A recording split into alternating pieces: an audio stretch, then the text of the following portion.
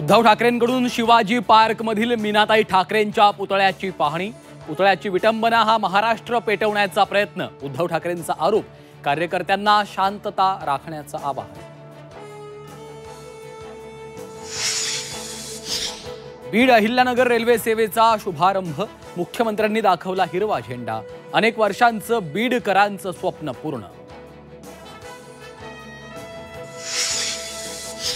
बीडच्या कार्यक्रमात धनंजय मुंडे संतापले। निवेदन देणाऱ्यांवर मुंडेंचा संताप। दादांच्या समोरच धनंजय मुंडेंचा संताप। आमचा शत्रू भाजप नाही तर राष्ट्रवादीच, गोगावलेंचे पुत्र विकास गोगावले यांचं विधान। राष्ट्रवादीनं आमच्या पाठीत खंजीर खुपसल्याचा आरोप।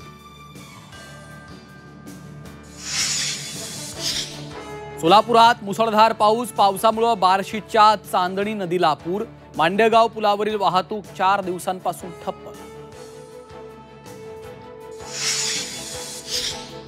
अतिवृष्टीग्रस्त शेतकऱ्यांना तत्काळ मदत देणार। मराठवाडा मुक्ती संग्राम कार्यक्रमात मुख्यमंत्री फडणवीसांचं आश्वासन।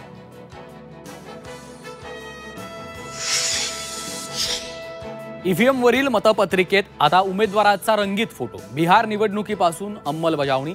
केंद्रीय निवडणूक आयोगाकडून ईव्हीएम मतपत्रिकेत सुधारणा।